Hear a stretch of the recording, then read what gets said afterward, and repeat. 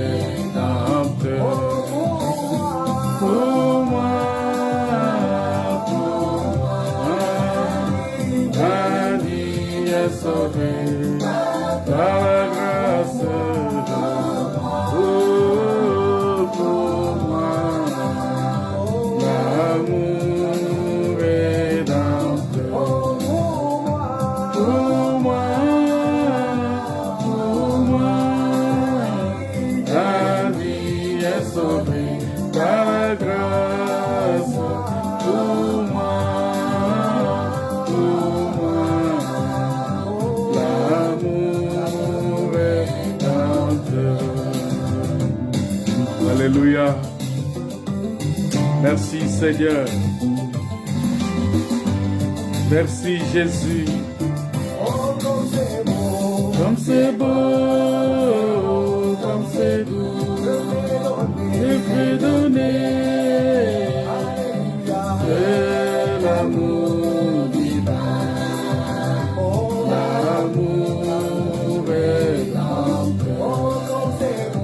comme c'est beau, comme c'est doux, le fait donner, c'est l'amour divin.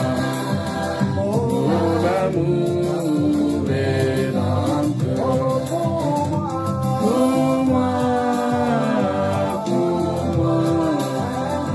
un vie est sauvé par la grâce.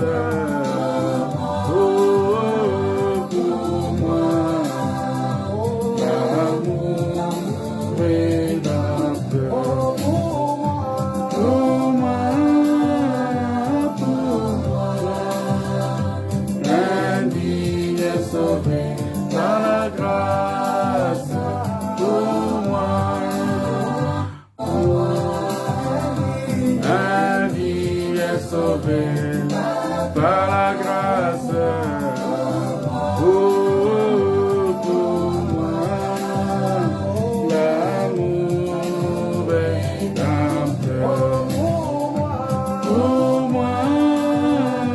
pour moi, un vie est sauvé par la grâce.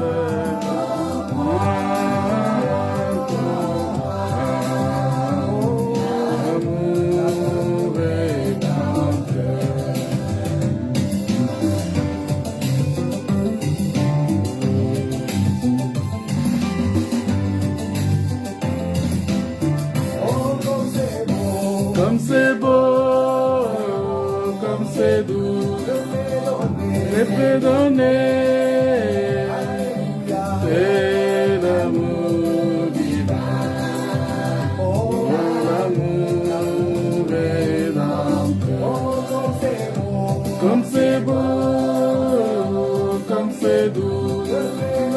pardonné. C'est l'amour divin.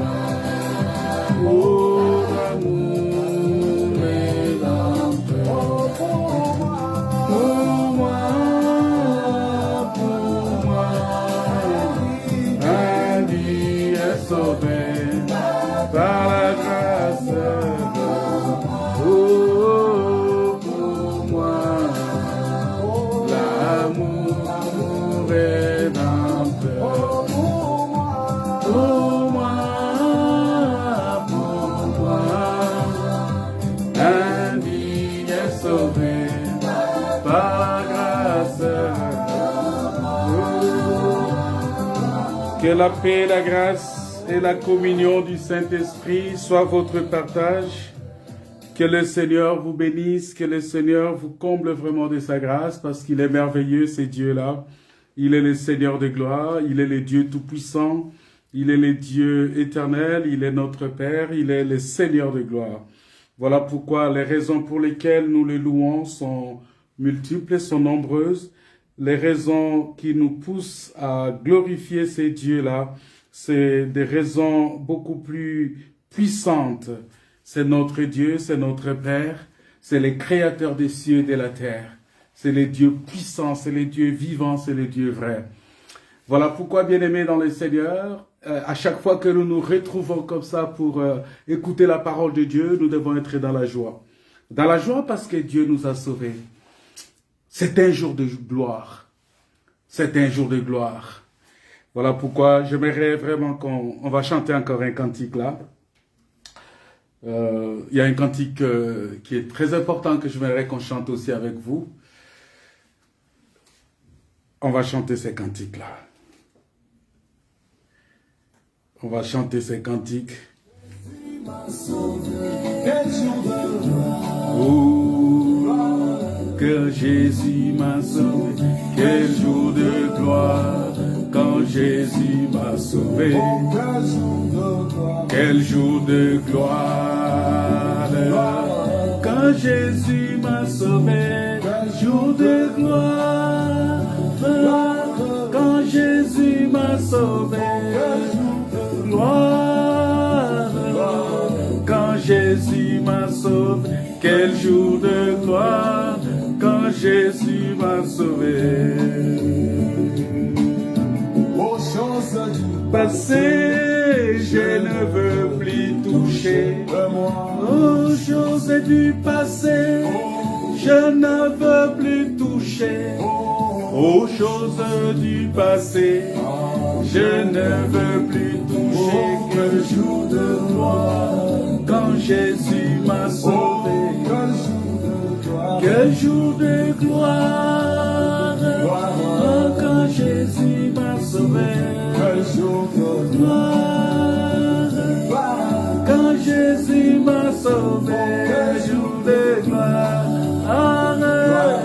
quand Jésus m'a sauvé. Quel jour de gloire, quand Jésus m'a sauvé. Les chaînes de Satan, Jésus m'a libéré. Des chaînes de Satan, Jésus m'a libéré. Des chaînes de Satan, Jésus m'a libéré. Quel jour de gloire, quand Jésus m'a sauvé. Quel jour de gloire, oh, quand Jésus m'a sauvé. Quel jour de gloire, quand Jésus m'a sauvé. Quel jour de gloire, quand Jésus m'a sauvé. Quel jour de gloire, quand Jésus m'a sauvé. Alléluia. Oh, c'est ne plus moi qui vis, c'est Christ qui vit en moi. Ce n'est plus moi qui vis, c'est Christ qui vit en moi. Ce n'est plus moi qui vis, c'est Christ qui vit en moi. Quel jour de gloire, quand Jésus m'a sauvé. Alléluia. Gloire, quand Jésus m'a sauvé. Quel jour de gloire. Quand Jésus m'a sauvé, quel jour de gloire. Oh, quand Jésus m'a sauvé, quel jour de gloire. Quand Jésus m'a sauvé. Alléluia. Je suis prédestiné avant la fondation de moi. Je suis prédestiné avant la fondation. Je suis prédestiné avant la fondation. Quel jour de gloire quand Jésus m'a sauvé. Quel jour de gloire quand Jésus m'a sauvé. Quel jour de gloire. Alléluia. Il m'a sauvé. Gloire quand Jésus m'a sauvé. Quel jour de gloire quand Jésus m'a sauvé. Alléluia, on va reprendre ces cantiques-là. Je serai enlevé par la grâce de Dieu. Je serai enlevé par la grâce de Dieu. Je serai enlevé par la grâce de Dieu. Quel jour de gloire quand Jésus m'a sauvé. Quel jour de gloire quand Jésus m'a sauvé. Quel jour de gloire quand Jésus m'a sauvé. Quel jour de gloire quand Jésus m'a sauvé. Quel jour de gloire. Alléluia. Jésus m'a sauvé. Alléluia. Quel jour de gloire. On va chanter encore. Alléluia. Vous voyez, quelle belle parole, quelle espérance. Bien-aimé, chante ces cantiques avec moi. Quand Jésus m'a sauvé, quel jour de gloire. Quand Jésus m'a sauvé, quel jour de gloire. Quand Jésus m'a sauvé, quel jour de gloire. Quand Jésus m'a sauvé, quel jour de gloire. Quand Jésus m'a sauvé, quel jour de gloire. Quand Jésus m'a sauvé. Aux choses du passé, je ne veux plus toucher. Aux choses du passé, je ne veux plus toucher. Aux choses du passé, je ne veux plus toucher. Quel jour de gloire quand Jésus m'a sauvé.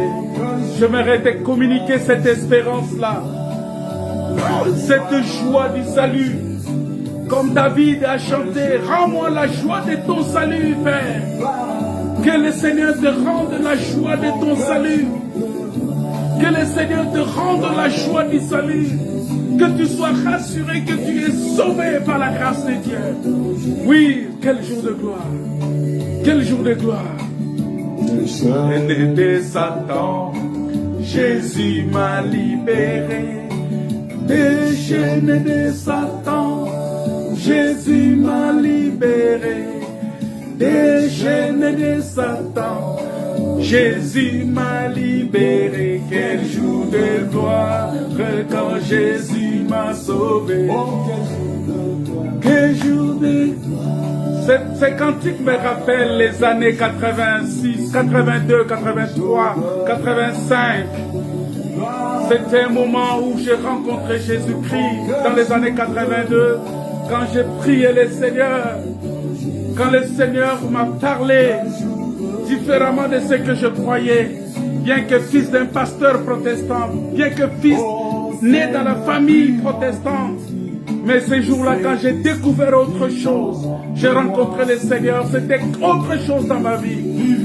Et j'ai senti la puissance de Dieu qui a transformé ma vie. Et toute ma jeunesse a été consacrée. Alléluia, ce n'est plus moi qui vis, c'est Christ qui vit en moi. Alléluia. Quel jour de gloire, oh, quand Jésus m'a sauvé. De gloire, quand Jésus m'a sauvé. De gloire, quand Jésus m'a sauvé. Quel jour de gloire, alléluia, que Jésus m'a sauvé. Alléluia. Je suis prédestiné avant la fondation de moi. Je suis prédestiné avant la fondation. Je suis prédestiné avant la fondation. Quel jour de gloire. Tu es prédestiné avant la fondation du monde. Mais ça se montre les jours où tu rencontres le Seigneur.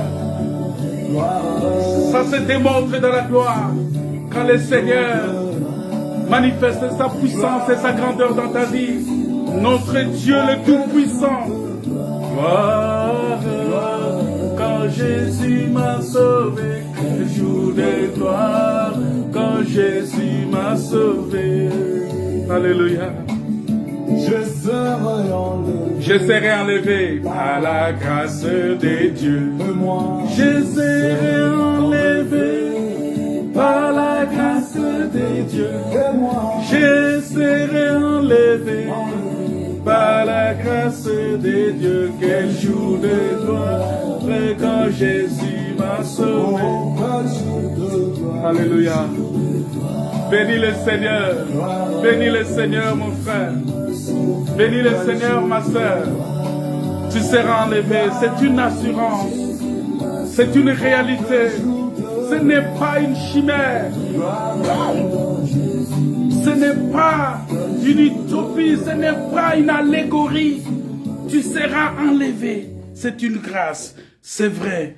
C'est une vérité. C'est une réalité. Que l'enlèvement est pour nous, les enfants de Dieu. Et Jésus l'a certifié, il a dit, je m'en vais vous préparer une place. Si cela n'était pas vrai, je ne vous aurais pas dit. Mais si je vous dis que dans la maison de mon Père, il y a plusieurs places. Oui, il y a plusieurs places dans la maison de mon Père. Voilà pourquoi, bien-aimés, il est très important pour nous d'être rassurés. Quel que soit le moment difficile que nous passons dans ce monde. C'est pourquoi j'ai dit ici, ce matin, j'ai partagé avec les frères et sœurs. Lors de notre culte matinal, on a partagé quelque chose de très très important. Nous croyons au tout accompli à la croix de Dieu, au tout accompli à la croix du calvaire. Nous croyons que légalement, à la croix, Jésus a tout accompli. Le pardon de nos péchés, la guérison de nos maladies, la transformation de notre existence. Nous croyons également que Jésus a livré publiquement en spectacle les dominations, les autorités, les principautés. Ça, nous croyons à ça. Nous croyons à toutes ces choses. Nous savons que le diable a été vaincu. Oui, il a été vaincu à la croix. Ça, nous le croyons. Moi, je crois que le diable a été vaincu sur la croix. Il n'a plus aucun droit sur un enfant de Dieu. Alléluia. Le diable n'a plus de droit sur moi. Ça, je le crois. Nous avons été délivrés, dira Paul, de toutes les puissances des ténèbres, de toutes les puissances maléfiques. Cela est la réalité éternelle, accomplie à la croix du calvaire. Oui, c'est vrai, Jésus l'a accompli. Moi, je crois cela. Mais la réalité visible, voilà le revers de la chose. La réalité visible ici dans ce monde, lorsqu'on nous regarde dans ce monde, ça montre qu'il y a encore beaucoup de chrétiens qui traînent des problèmes. Beaucoup de chrétiens sont malades. Encore. Il y a encore des cas de maladie parmi nous. Beaucoup de chrétiens ont des difficultés financières, des difficultés à trouver du travail, des difficultés dans leur foyer. Dans leur couple, ça ne marche pas. Ils ont prié, ils ont cherché Dieu, mais ça ne marche pas. Ils cherchent du travail, ils ne trouvent pas. Ils sont malades, ils prient, mais rien ne change. Beaucoup de chrétiens. Et des fois même, il y a certains qui meurent même avant l'âge, c'est-à-dire, mais ils ne comprennent pas que oui, Dieu a prévu que ça soit comme ça, mais c'est quand même dur à avaler. Tout cela pourquoi? Il y a toute la gloire, toute la victoire que Jésus a eue, toute la délivrance qui nous a été accordée par la mort de Jésus-Christ sur la croix. Mais en dehors de cela, nous vivons des situations aussi difficiles, dramatiques. Et quand nous regardons dans le monde, nous voyons que ceux qui n'ont pas cru, ils prospèrent. Ça révolte, ça révolutionne.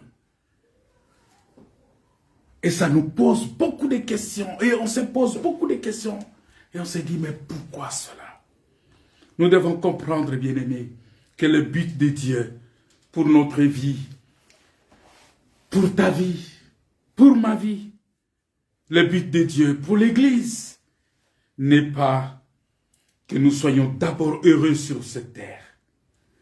Quoique Dieu puisse nous donner du bonheur, parce qu'il a dit que vous allez avoir tout ce que vous avez, parce qu'il dit, tout ce que vous avez abandonné pour moi, vous les aurez dans ces siècles.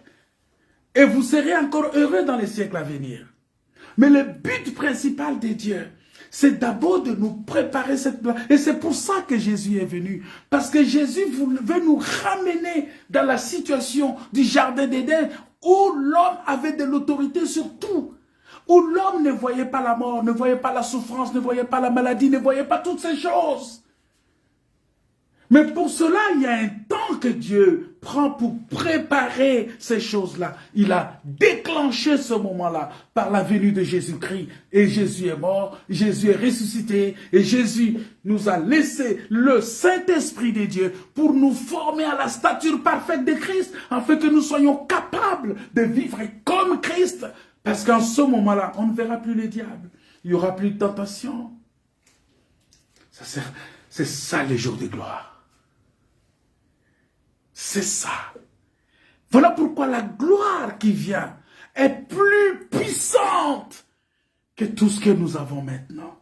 Parce que le but de Dieu n'est pas de nous préparer pour la terre.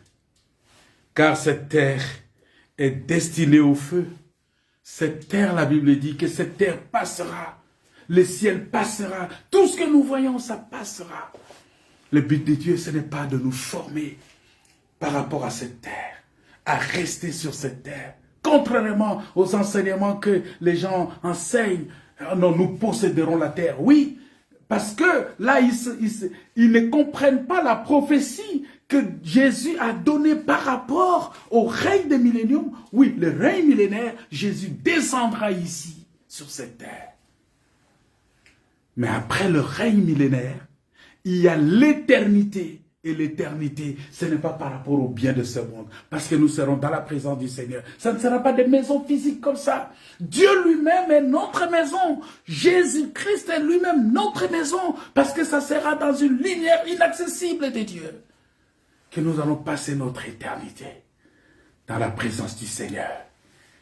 Ça sera de la joie de tout le temps. De la joie éternelle.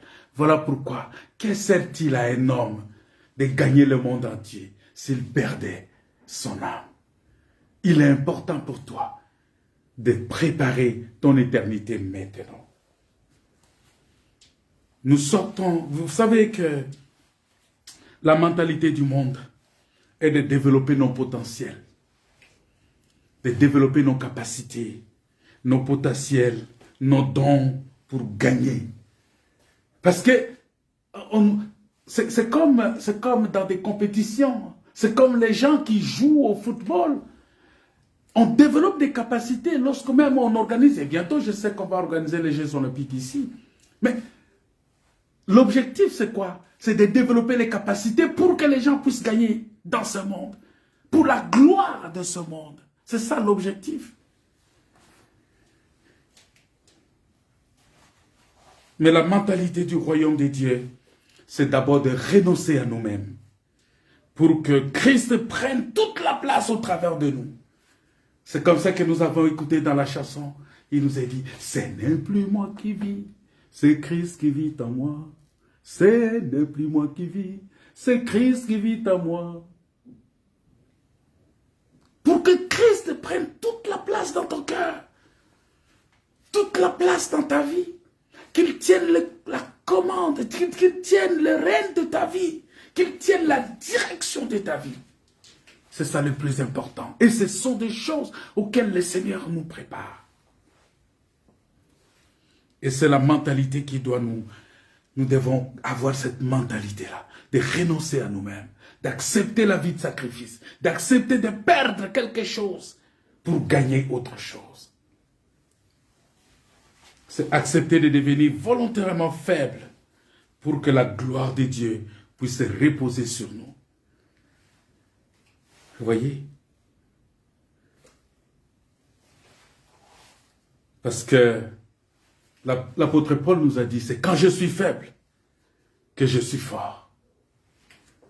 Tu acceptes de devenir faible. Tu acceptes qu'on te marche dessus. Tu acceptes de devenir ridicule selon les gens de ce monde. Qu'ils te trouvent une personne à jeter. Que tu deviennes une balayure. Pour eux, ce n'est pas grave. Parce que l'apôtre Paul dit, quand je suis faible, que je suis fort. C'est vrai, nous avons des luttes. Nous enterrons des frères, des fois ça nous fait mal. Il y a parfois des problèmes physiques, financiers. Pourtant, Dieu a dit, je te bénirai. C'est pas facile. Et toutes ces choses-là, ça arrive pendant que nous avons... Il y a même des personnes, quand ils étaient païens, ils étaient meilleurs, ils étaient mieux. Ils vivaient mieux, ils avaient tout ce qu'il fallait. Mais dès lors qu'ils croient dans la parole de Dieu, ils se voient dépouillés de tous ces biens qu'ils avaient. Et ils commencent à traverser une autre étape de vie. Mais souvenez-vous d'Israël. Lorsqu'il était en Égypte, il avait tout ce qu'il fallait. Quand il est rentré dans les déserts, il a commencé une nouvelle vie. Mais c'était pour un temps, parce qu'il y a la terre promise qui l'attend. C'est ça la réalité. Voilà pourquoi, bien-aimés dans le Seigneur, nous devons tenir ferme dans ces choses. Parce qu'il y a dans la vie de certains ces témoignages de foi qui est remporté sur la maladie. Quelqu'un peut témoigner aujourd'hui que « Ah, j'étais malade, j'avais des difficultés. Mais le Seigneur m'a exaucé, le Seigneur a fait ceci. » Mais il y a d'autres qui ne le vivent pas. Est-ce que c'est en cela que tu vas dire que Dieu est injuste? Non, Dieu est juste. Il fait ce qu'il veut. Il fait grâce à qui il veut. Parce que Dieu est juste. Et il reste juste, mon frère. Tu sais, quand j'étais en train de méditer cette chose, toutes ces pensées me venaient en tête. Je me dis, mais Seigneur, il est grand, il est redoutable. Ce matin, on a partagé ça au culte du matin. Bien-aimés, si nous n'avons pas de persécutions, comme d'autres personnes, sous d'autres cieux, vous savez qu'il y a de ces pays où annoncer l'évangile, c'est un problème. Il y a de ces pays où tu ne peux même pas prêcher la parole de Dieu. C'est difficile même de parler de Jésus-Christ. Il y a des pays comme ça. Nous avons des luttes dans les familles des fois. Tu crois au Seigneur, mais le combat te vient de la famille. Ça devient difficile à supporter. Des fois, on te chasse même de la maison. Des fois, ta propre femme est la personne mieux placée pour te persécuter. Ton mari est la personne qui est là pour te persécuter à cause de ta foi. De plus en plus, même des divorces dans des couples chrétiens. On voit des choses horribles, des choses difficiles. Des fractures au niveau de la famille, au niveau des couples. Nous avons des luttes entre les enfants et les parents. On voit des enfants qui deviennent de plus en plus rebelles à leurs parents. Tout ça, ce sont des signes des temps de la fin. Sache que lorsque tu vois toutes ces gammes de choses, quand tu vois toutes ces gammes de choses, sache que Christ est à la porte. Et ça confirme que Jésus vient bientôt. L'enlèvement n'est plus pour longtemps. C'est difficile d'être chrétien, à moins de marcher comme le monde. Vous voyez, ça dit que autant marcher comme les gens du monde que d'être chrétien. Parce que quand tu es chrétien, c'est difficile. Parce que tu as des contraintes, tu as des interdits, tu as des choses que tu ne peux pas faire. Même si tu as les moyens de les faire. Même si tu as les capacités de l'avoir, si tu as tous les moyens, tu as l'argent, tu peux te permettre tout ce que tu veux. Mais comme enfant de Dieu, comme chrétien, comme serviteur de Dieu, comme un élu de Dieu, comme le saint de Dieu, tu ne peux pas te le permettre. Tu ne peux pas. C'est pourquoi la Bible dit, tout m'est permis, mais tout n'est pas utile. Et je ne me laisserai pas servir de partout.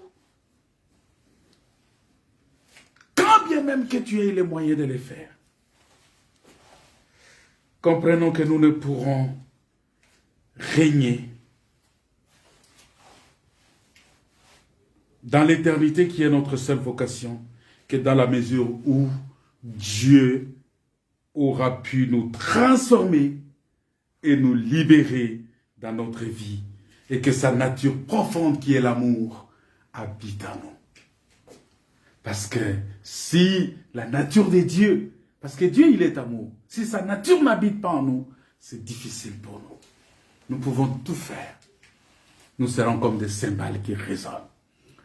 Nous serons comme cet arbre-là qui a de belles feuilles, ce figuier-là qui a des feuilles, qui donne des feuilles, mais qui n'a pas de fruits.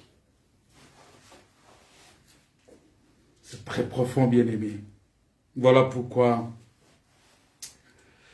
il faut éviter l'amour sans sentiment, l'amour sensationnel, l'amour relationnel.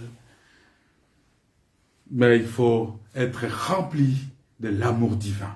Cet amour qui est décrit dans le livre de 1 Corinthiens chapitre 13. Cet amour qui pardonne tout. Cet amour qui croit tout. Cet amour qui espère tout. Cet amour qui ne cherche pas son intérêt. Cet amour qui pardonne tout.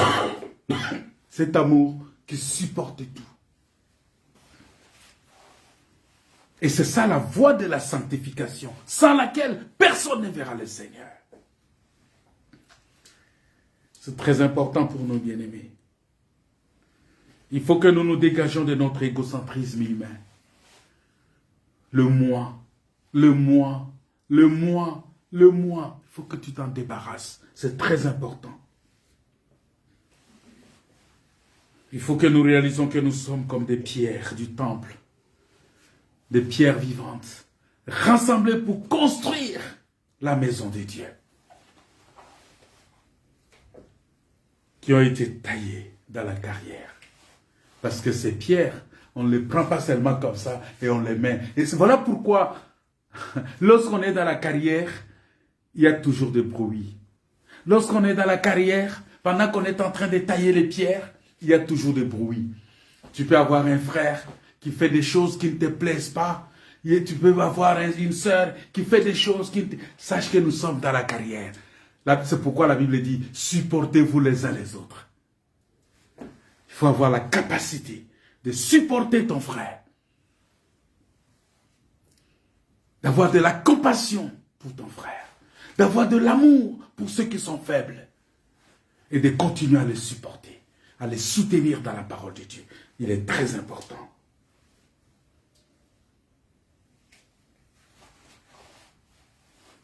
Parce que ce n'est que sur cette terre où le péché règne. L'imperfection, c'est ici. Et lorsque le parfait arrive, lorsque nous atteignons cette perfection, nous ne pourrons plus rester ici parce que notre place n'est pas ici, bien-aimés. Notre place, c'est là-haut. C'est dans la gloire. Voilà pourquoi nous bénissons le Seigneur pour cela. Nous bénissons le Seigneur pour son amour, pour sa bonté, pour sa fidélité, pour tout ce qu'il fait pour nous. Bien-aimés dans le Seigneur, on va lire le texte. Dans Marc chapitre 11, J'ai déjà commencé à parler, mais on lit quand même les textes pour nous guider. La Bible dit, Marc chapitre 11, on prend le verset 12. Le lendemain, après qu'ils furent sortis de Béthanie, Jésus eut faim. Apercevant de loin un figuier qui avait des feuilles, il alla voir s'il trouvait quelque chose. Et s'en étant approché, il ne trouva que des feuilles, car ce n'était pas la saison des figues. Prenant alors la parole, il lui dit que jamais personne ne mange de ton fruit. Et ses disciples l'attendirent. Ils arrivèrent à Jérusalem, et Jésus, entrant dans les temples, s'est mis à chasser ceux qui vendaient et qui achetaient dans les temples. Il renversa les tables des changeurs et les sièges des vendeurs de pigeons. Et il ne laissait personne transporter aucun objet à travers les temples. Il enseignait disant, n'est-il pas écrit, ma maison sera appelée une maison de prière pour toutes les nations, mais vous en avez fait une caverne de voleurs. Les principaux sacrificateurs et les scribes l'ayant entendu, cherchèrent les moyens de le faire mourir, car il les craignait, parce que toute la foule était frappée de sa doctrine. Quand le soir fut venu, Jésus sortit de la ville. Le matin, en passant, les disciples virent le figuier séché jusqu'aux racines. Pierre se rappela ce qui s'était passé et dit, Rabbi, regarde, le figuier que tu as maudit a séché. Et Jésus prit la parole, leur dit, ayez foi en Dieu. Jésus prend la parole et leur dit, ayez foi en Dieu. Parce que ici, il est question de cet arbre ici que Jésus a vu. Et Jésus est venu pour chercher à manger dans cet arbre. Il est venu pour chercher à manger. Et Jésus arrive. Il commence à chercher, parce qu'il avait faim et il voulait manger quelque chose. Jésus voulait manger quelque chose. Mais il arrive là-bas, il ne trouve pas ce qu'il pouvait manger. Et Jésus, bien qu'il avait vu que les feuilles étaient déjà là, il a vu les feuilles, il a vu que non, les feuilles étaient déjà bonnes, ça veut dire qu'il y a quelque chose. Il va, il trouve qu'il n'y avait rien à manger. Et quand il a vu qu'il n'y avait rien à manger, Jésus regarde et il maudit.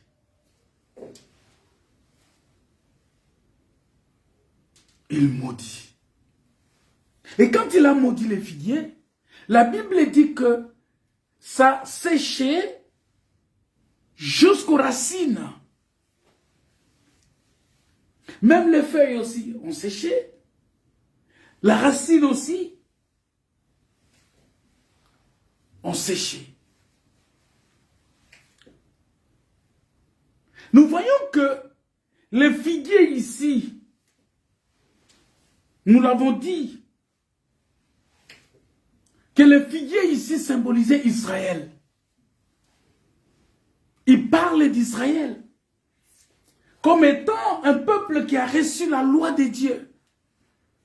La loi de Dieu faisait la beauté d'Israël. Mais Dieu ne regardait pas seulement la loi de Dieu, mais il regardait aux fruits que devrait produire la loi. Mais malheureusement, chez Israël, cette loi-là, au lieu de produire la vie, cette loi va produire la mort. Pourquoi? Parce que, regardez, le premier jour où la loi de l'Éternel a été prononcée sur la montagne, Moïse est allé pour récupérer cette loi. Pendant que Moïse est encore sur la montagne, au bas de la montagne, la loi qui est récupérée là-bas est en train d'être violée. Parce qu'il dit, tu n'auras pas d'image taillée, tu n'auras pas autre chose devant moi. Je suis l'Éternel, ton Dieu. Pendant ce temps, Israël ici en bas, en train de fabriquer quelque chose, Israël fabrique, Israël dit non, nous voulons avoir un Dieu que nous voyons. Parce que Moïse, il est parti, nous ne savons pas ce qu'il est devenu. Oui, parce que Moïse était le Dieu, Dieu l'a fait Dieu pour Israël. Dieu l'a fait Dieu pour Israël. Et puisque Dieu l'a fait Dieu pour Israël, Israël avait besoin de voir Dieu à travers Moïse tout le temps, par le physique de Moïse. Et pendant que Moïse était là, Moïse est sur la montagne, Israël dit non, non, non, nous ne savons pas ce qu'il est devenu. Ah, il serait mort. Peut-être quelque chose lui est arrivé là-bas. Alors Aaron fait nous un autre Dieu. Aaron leur a fait un Dieu qui était automatiquement réprimandé par Dieu. Et Dieu dit, mais qu'est-ce qui se passe? Et la Bible dit que ces jours-là, il y a eu de morts. Ces jours-là même, la mort est entrée. Comme au commencement. Parce qu'au commencement, Israël, au commencement, Adam, par la violation de la loi que Dieu a dit, vous savez, c'est la même chose que Dieu dit. C'est-à-dire que le premier commandement que Dieu a donné à l'homme, c'est ce même premier commandement-là que Adam a violé. Et vous savez qu'est-ce qui s'est passé? Ève ici représentait Israël. Parce que dans sa discussion avec Satan, Ève voulait avoir un Dieu qu'elle voit. Voilà pourquoi elle a dit ceci, que l'arbre était agréable à la vue. C'est-à-dire que pour elle, c'était chercher quelque chose à voir. Comme Israël a réclamé de voir. Parce que pour eux, ils ne savent pas ce que Dieu est devenu.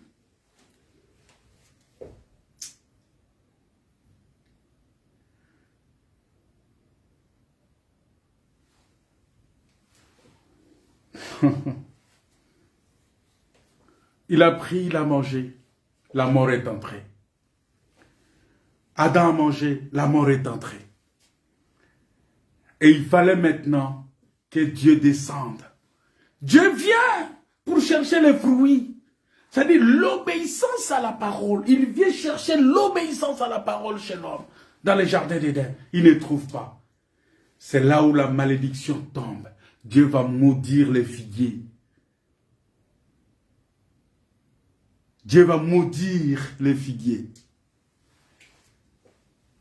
Parce que, remarquez, l'homme était tout un figuier parce qu'il avait porté la feuille de figue. Quand Dieu est descendu pour chercher le fruit, il ne trouve pas le fruit chez l'homme, dans le jardin d'Éden. Il ne trouve pas. Il ne trouve pas ce fruit-là. Il voit seulement la feuille de figue. Il voit seulement la feuille qui couvre l'entièreté de l'homme. Il dit, mais non, mais je n'ai pas besoin de feuilles, j'ai besoin de fruits. Tu n'as pas porté de fruits, Adam. Oh, la terre sera maudite à cause de toi. La terre sera maudite à cause de toi. Et nous voyons, c'est-à-dire que là, Dieu touche la racine de l'arbre.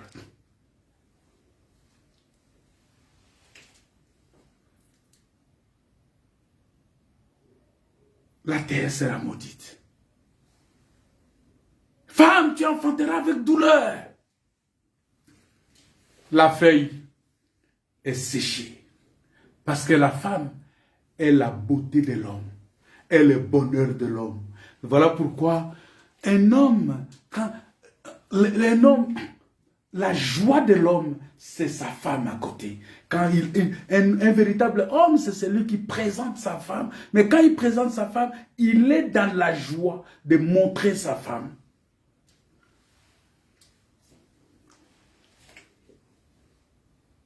C'est ça la feuille de figue, la femme. Donc, la malédiction est tombée.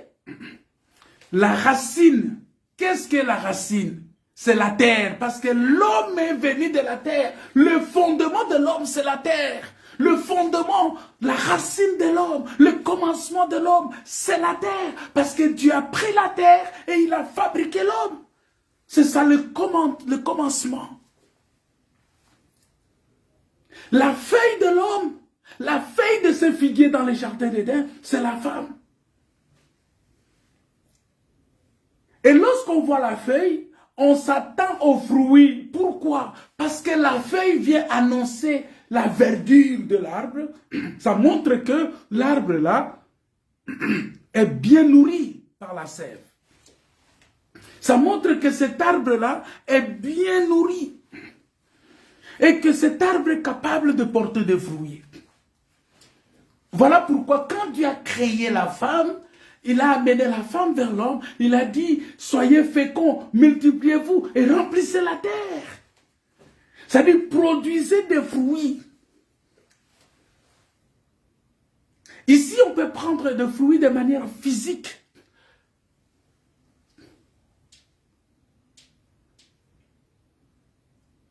Mais en réalité, les véritables fruits que Dieu attendait de l'homme dans les jardins d'Éden, c'était l'obéissance à sa parole. C'est ça le fruit que Dieu attend de nous. L'obéissance à sa parole. L'homme va prendre ses fruits. Dieu vient, il voit qu'il n'y a pas le fruit. Alors, il dit, femme, tes désirs se porteront vers ton mari. Et il dominera sur toi. Voilà la cause de la sécheresse de la feuille. Il dit, la terre sera maudite à cause de toi, l'homme. Et elle te produira des épines et des ronces. Voilà la cause de la malédiction qui a touché les racines. Parce que Jésus-Christ, parce que quand il est venu, c'était pour nous sauver de cette malédiction-là. Voilà pourquoi, quand il est venu, il a pris toutes ces malédictions sur lui. Parce que le jour où il est monté sur la croix, il était devenu sec. C'est-à-dire qu'il a perdu toute la sève. Il n'avait plus d'eau. Il a porté la malédiction sur lui. Voilà pourquoi il réclame, il dit, donnez-moi à boire. Oh, parce que le figuier est sec. Le figuier n'a plus d'eau. Le figuier a besoin de l'eau. Le figuier a besoin de boire. Au lieu de lui donner de l'eau, on lui donne le vinaigre. Oui, parce que sur la croix, il devrait porter toutes nos malédictions, nos souffrances, nos difficultés, nos malheurs, nos pleurs. Il devrait porter ça sur la croix. Il a porté. C'est pour cela qu'il a dit que tout est accompli.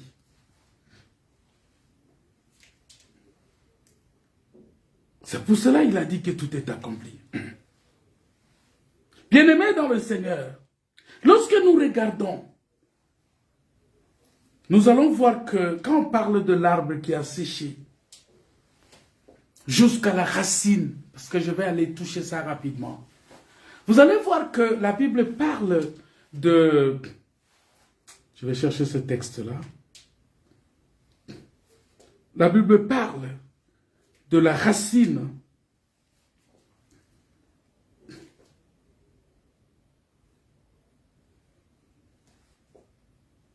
Il parle de la racine comme étant la queue. La racine comme étant la queue. Et la tête, ce sont les anciens, les magistrats.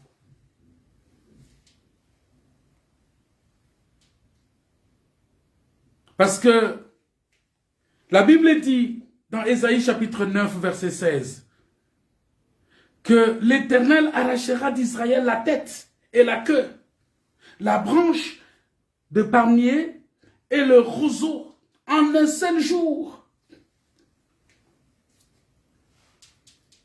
La Bible dit il arrachera la tête et la queue en un seul jour. Or, la queue ici, ça parle des prophètes qui enseignent le mensonge. Ceux qui conduisent ce peuple à l'égarement.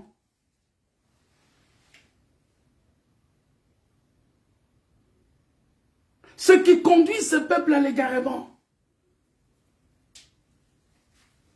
Les faux prophètes, c'est eux la queue.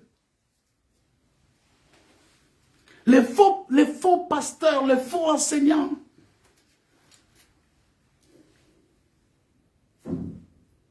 Les faux juges. Les faux magistrats. Les faux prophètes. Ils enseignent des choses mensongères. Parce qu'aujourd'hui, beaucoup d'enfants de Dieu sont séduits par l'aspect extérieur des prophètes, par les manifestations bling-bling des prophètes, de ce qu'ils voient et qui frappent les regards. Oh, il parle bien. Oh, il est extraordinaire. Il fait des démonstrations. Mais oui. Mais quel est le fruit qu'il produit? On reconnaît un vrai prophète par le fruit, pas par la feuille. Pas par la feuille. Parce que tous ceux qui se laissent conduire par la queue, vous savez, quand on parle de l'enseignement de la queue, je pense l'avoir enseigné ici, j'ai parlé de ça une fois ici, pour les personnes qui ont commencé à nous suivre, ils savent que j'ai expliqué sur la queue. La Bible dit que la queue du dragon a entraîné un tiers des étoiles. La queue qui entre, c'est l'enseignement, le faux enseignement, la fausse prédication. L'enseignement qui se donne pour plaire seulement aux gens, mais qui ne touche pas le cœur, qui ne transforme pas le cœur. Bien-aimé, la prédication de la croix doit transformer le cœur, doit toucher le cœur, doit renouveler l'intelligence. Parce que lorsque la prédication se limite seulement au niveau de la prospérité matérielle, ça pose problème. Voilà pourquoi la Bible dit que l'arbre qui est séché, c'est la maison d'Israël, qui est laissée déserte et désolée, sans vie. Selon Matthieu, si vous lisez dans Matthieu chapitre 23, versets 37 à 38, qui est déchu, aveuglé temporairement.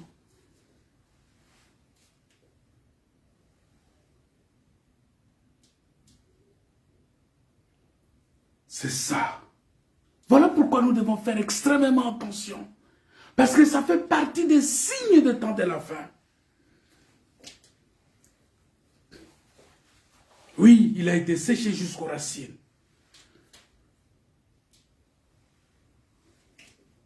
Mais sachez que, en ce moment-là, les racines des enfants d'Israël étaient des sacrificateurs, des magistrats, les chefs du peuple, ceux qui ont tué le Messie.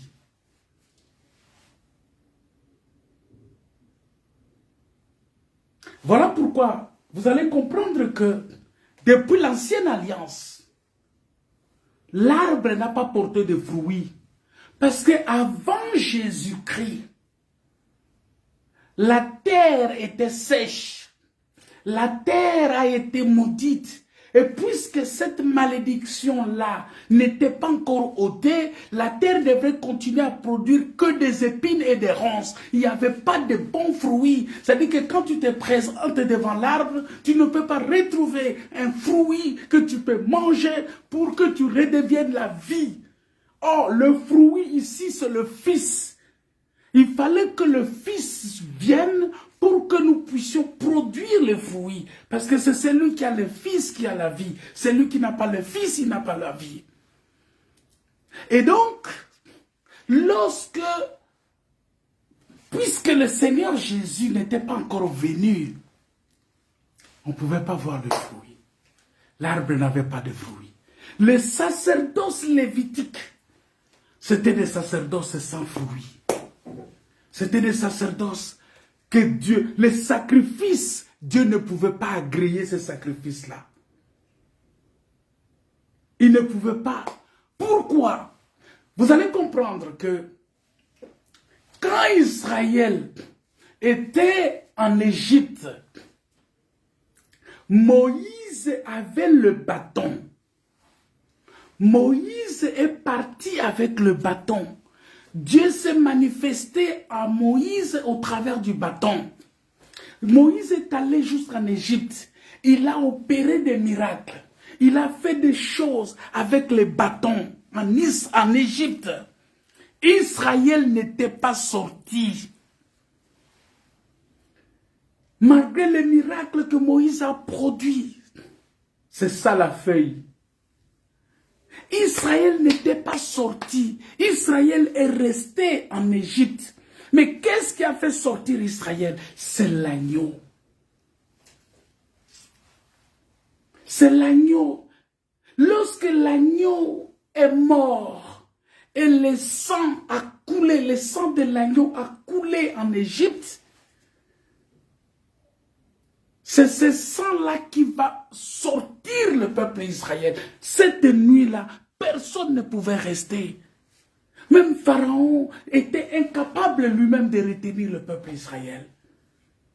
Dieu lui-même ne pouvait plus retenir Israël. Il a dit, c'est fini, le temps est venu, allez Israël, sortez. Alléluia. Bien-aimé, la délivrance, notre délivrance est aujourd'hui assurée par la mort et la résurrection de Jésus-Christ. Pourquoi? Parce que l'agneau de Dieu, c'est le plus grand miracle que le Seigneur ait produit. C'est ça. L'agneau, c'est le Fils. L'agneau, c'est celui qui est capable de verser le sang. Dieu, dans l'ancienne alliance, ne pouvait pas produire de fruits. Voilà pourquoi Jésus, il a dit, tu n'as voulu ni sacrifice, ni holocauste. Ça veut dire que tu n'as pas voulu les fruits de la terre de Caïn. Parce que jusque-là, la terre était encore une terre qui devrait produire que des épines et des ronces. Il fallait d'abord verser le sang pour que le sang puisse arroser la terre, le sang puisse ôter la malédiction, le sang puisse ôter l'opprobre, ôter tout ce qui était là, afin que la terre puisse produire maintenant des fruits dignes de la repentance. Ce fruit qui devrait être produit doit être le fruit digne de la repentance. Mais lorsqu'on a le fruit qui est produit en dehors de la repentance, ça c'est ce qu'on appelle l'apparence de la piété. C'est ça ce qu'on appelle les œuvres de la loi. Or, nous avons besoin de produire l'œuvre de la foi, pas l'œuvre de la loi. L'œuvre de la loi, c'est tous les produits, tous les fruits que nous avons produits dans l'ancienne alliance. Mais l'œuvre de la foi, c'est tout ce que nous avons produit et nous continuons à produire en ayant cru au Seigneur Jésus-Christ. En Jésus-Christ, nous produisons aujourd'hui des fruits de la foi, le fruit de l'esprit qui est amour.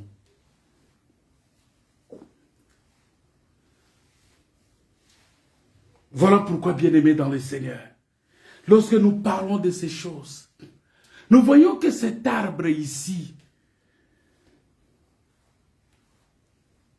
la Bible dit que ce n'était pas sa saison. Mais oui, ce n'était pas sa saison, parce qu'avant Christ, avant la mort et la résurrection de Christ, l'arbre ne pouvait pas porter de fruits. Ce n'était pas la saison. Ce n'était pas la saison.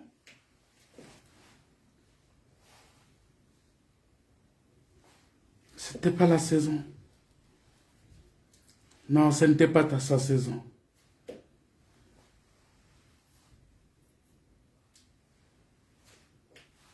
Parce que ici, il était question seulement de la foi.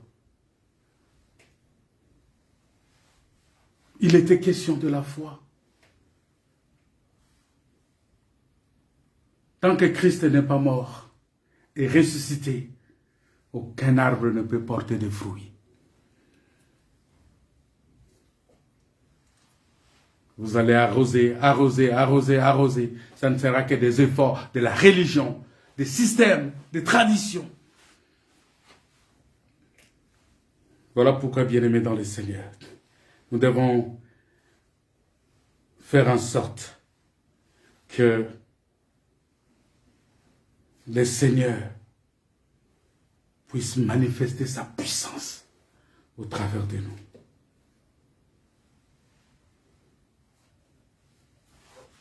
Nous devons produire les fruits dits de la repentance. Et nous devons comprendre que la vie éternelle,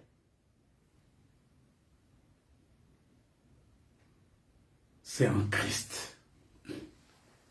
En dehors de Jésus, en dehors de la mort et la résurrection de Jésus, il n'y a pas la vie.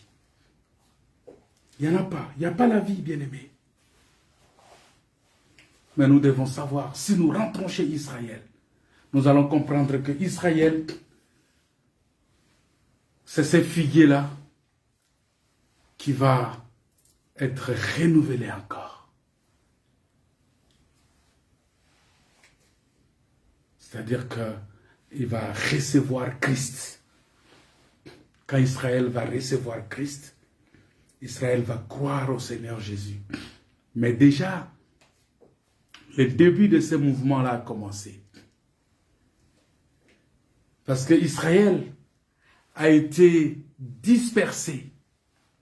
Israël a été combattu. Déjà à l'an 70, vous avez vu que Israël a été dispersé. Mais arrivé vers les années 1980, 1947, 1948, 1943, 48, 45, 40, 48, Israël a commencé à se reconstituer. Parce que vous devez comprendre que l'État d'Israël, c'est tout un enseignement qui guide aussi notre temps. Le mouvement d'Israël dans ce monde, c'est tout un enseignement. Voilà pourquoi lorsque vous sentez que le Seigneur est sorti de son temple pour aller guérir la fille de Jairus et qu'il s'est déjà mis en marche, sachez que son retour est imminent. Parce que maintenant, il est en train de guérir la femme à la perte du sang que nous sommes. Et puisque l'Église est déjà là, le corps de Christ, parce que cette femme à la perte du sang parle de la mort et la résurrection de Jésus-Christ. Et tous ceux qui ont vécu cet événement-là, c'est ça la femme à la perte du sang. Mais Christ, sa course s'est arrêtée seulement pour un temps. Et ce temps-là, c'est l'année qu'il a sollicité pour que la fille de Jairus soit ressuscitée. Il dit, laisse-moi le temps. Ce temps-là, c'est le temps qu'il a passé parce que la femme à la perte du sang, dans la marche du Seigneur, n'était pas, elle est venue comme ça. Parce que pendant que Jésus marchait, les enfants d'Israël étaient incrédules. Nul ne voulait l'approcher. Et quand cette femme-là est venue voulant l'approcher, ils l'ont même empêché. C'est pourquoi Jésus, quand il dit mais vous ne croyez pas et vous empêchez même à d'autres de croire à moi. Vous voyez, il dit, vous ne croyez pas, vous ne voulez pas entrer, mais vous empêchez aussi à d'autres d'entrer. Et ça, c'est très grave. Lorsque ta conduite commence à empêcher les autres à croire au Seigneur Jésus, sache que tu risques d'être coupé et jeté. C'est ça. C'est-à-dire que quand cette femme-là, à la perte du sang, approchait de Jésus, on l'empêchait. Il dit non. Mais la femme a tenu fort. Elle a tenu. Elle a touché Jésus. Et quand Jésus s'est retourné, la marche de Jésus s'est arrêtée. C'est ça, les 70 semaines de Daniel. La marche de Jésus s'est arrêtée pour s'occuper, pour parler à cette femme.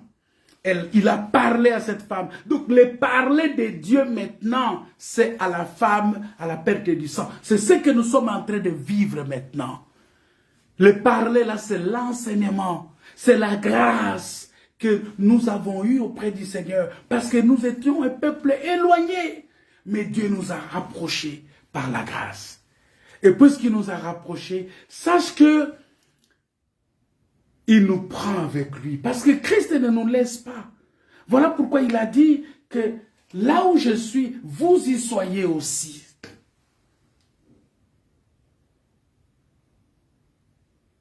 Sache que la résurrection de la fille de Jairus est proche.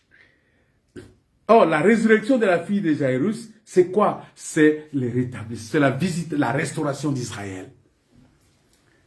C'est la visitation de Dieu dans la maison d'Israël pour ressusciter Israël. Résurrection d'Israël, c'est ça, ce figuier-là qui doit encore renaître, qui doit encore revivre. Ce figuier-là qui doit revivre. Nous allons nous arrêter là pour ce soir et nous allons bénir le Seigneur. Bien-aimés, qu'est-ce que nous voulons dire aujourd'hui? Il faut faire attention aux faux prophètes. Parce que leur condamnation est déjà prononcée. Mais ils peuvent venir par l'apparence. Mais ils renient ce qui fait la force.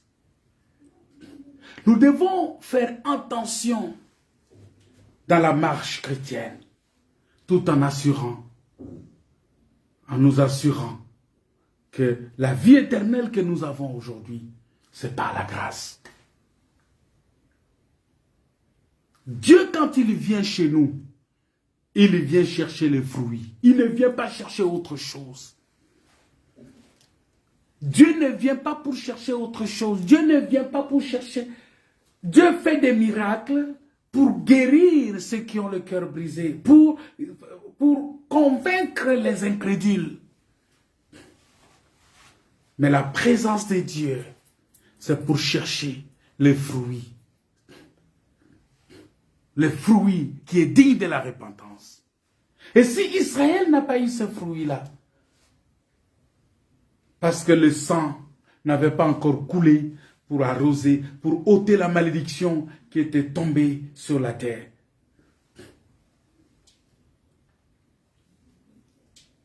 Et je vais vous dire une chose, vous savez, quand Jésus est venu dans le ventre de Marie, c'était aussi une terre qui a reçu la sémence.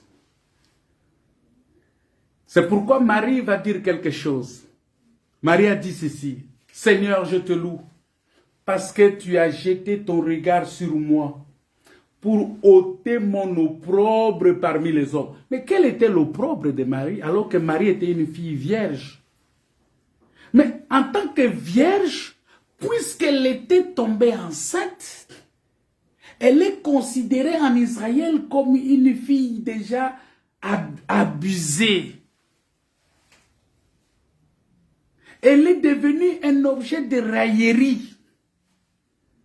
Et il dit, tu as jeté ton regard sur moi pour ôter mon opprobre parmi les hommes. C'est-à-dire, la terre qui a reçu la sémence, et la sémence est venue pour ôter l'opprobre de la terre, c'est Marie.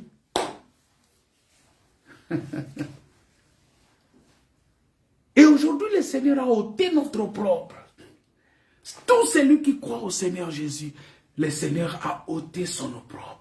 Le sacrifice de Jésus, c'est un sacrifice qui est venu ôter notre opprobre. C'est un sacrifice qui est venu pour nous sauver, pour nous donner la capacité de produire les fruits. Voilà pourquoi un enfant de Dieu qui ne produit pas les fruits digne de la repentance, il faut qu'on se pose la question. Il faut te poser la question. Est-ce que tu as réellement rencontré le Seigneur? Est-ce que tu as réellement accepté cet évangile? Parce que cet évangile ici, lorsqu'il parvient à toi, c'est pour que tu produises des fruits. C'est pour que tu démontres le niveau de l'amour que tu dois avoir. On est en train de vivre aujourd'hui dans les églises. Les gens se haïssent même entre eux. Moi, j'ai toujours dit ceci. Quand quelqu'un dans le mal, un frère commet un péché, et que vous voulez le sanctionner, quand vous ne respectez pas la procédure, cette sanction-là, ça veut dire que vous péchez, parce que la Bible dit, quand tu vas pour relever quelqu'un qui est tombé, fais attention que toi aussi tu ne tombes. Vous voyez? C'est-à-dire que quand quelqu'un est dans le mal et que tu vas pour le relever, fais attention pour que toi tu ne tombes pas. Ça veut dire quoi? C'est-à-dire que quand tu vas pour relever un frère, il faut que tu sois animé de l'amour. Voilà, c'est ce qui a mis KO le diable. Parce que Jésus, quand il est venu pour nous sauver, il était plein d'amour. Et la Bible dit dans Jean 13 qu'il a mis son amour, il est allé jusqu'au bout. Et l'amour était à son comble. Son amour est arrivé au comble de l'amour. Voilà pourquoi, à cause de cet amour-là, malgré tout ce qu'il a subi, il a dit, Père, pardonne-leur. Et il dit, tout est accompli. Pourquoi? Parce qu'il a marché avec amour. Il est venu pour nous sauver et il a fait attention que lui-même ne puisse pas tomber. Et c'est ça la pratique que nous devons. Parce que quand tu viens pour sauver quelqu'un et que toi-même tu ne respectes pas la procédure, ça veut dire que tu es tombé. La sanction que tu donnes au frère là est sans effet. Ça n'a pas de sens. Il y a beaucoup de sanctions qui se donnent aujourd'hui dans les églises, c'est des sanctions de haine.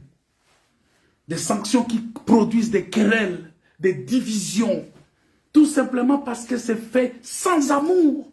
C'est fait avec la volonté de nuire. Le Seigneur nous demandera compte. Voilà pourquoi, bien-aimés dans le Seigneur, nous devons faire extrêmement attention. Nous devons nous assurer que tout ce que nous faisons pour nos frères, nous devons le faire avec amour. Tout ce que tu dois faire, fais-le avec amour.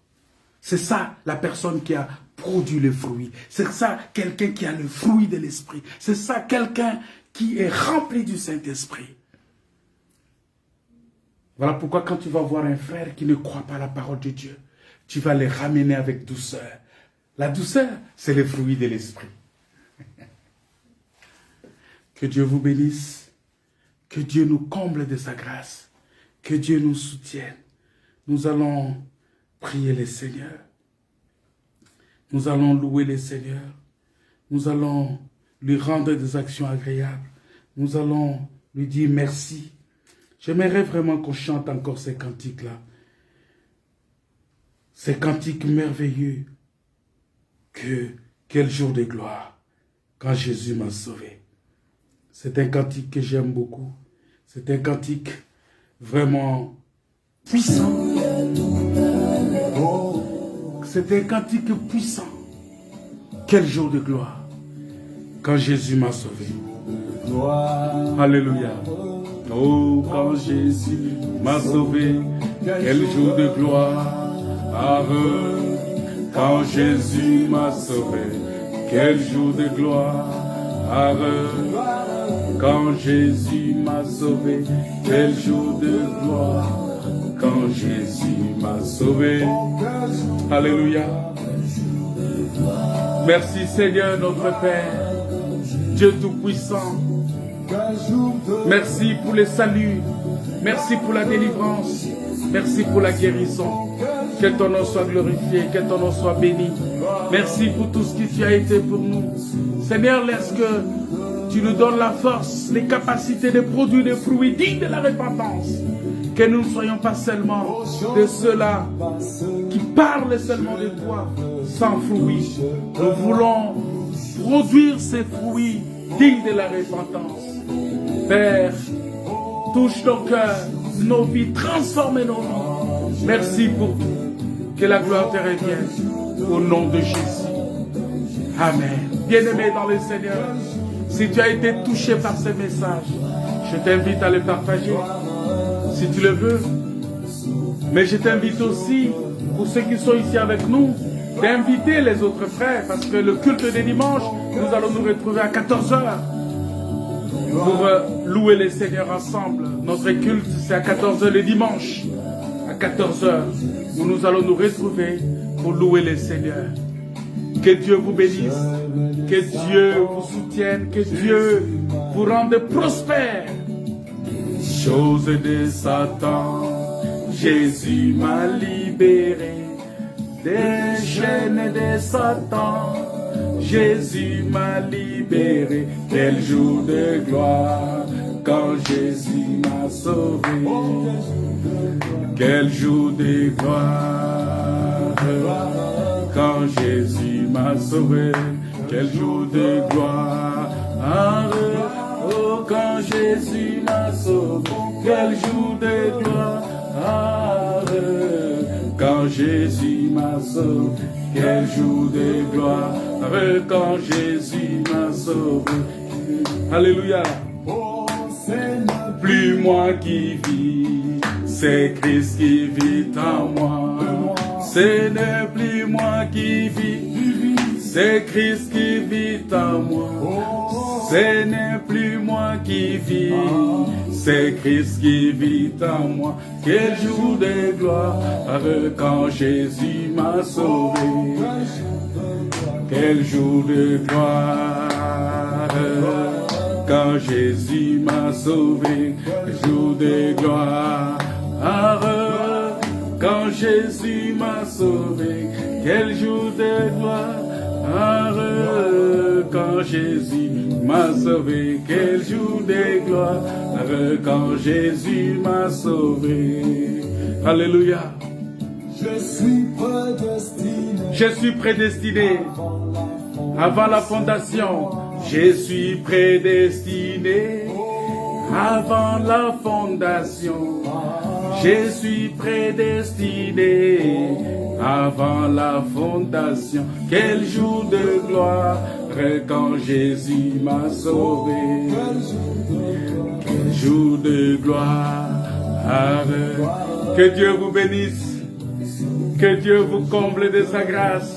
Tous les prédestinés de Dieu, tout ce que Dieu a sauvé, les enfants de gloire, les enfants de Dieu, les enfants bénis de Dieu, que Dieu vous bénisse, que Dieu vous comble de sa grâce. Ne ratez pas le dimanche à 14h où nous allons nous retrouver encore pour chanter. Alléluia. C'est de Dieu, je serai enlevé. Par la grâce de Dieu, je serai enlevé. Par la grâce de Dieu, quel jour de gloire quand Jésus m'a sauvé. Quel jour de gloire. Soyez bénis, soyez bénis, soyez bénis, soyez bénis. Nous vous disons que la paix, la grâce et la communion du Saint-Esprit soient votre partage. Au nom de Jésus. Amen.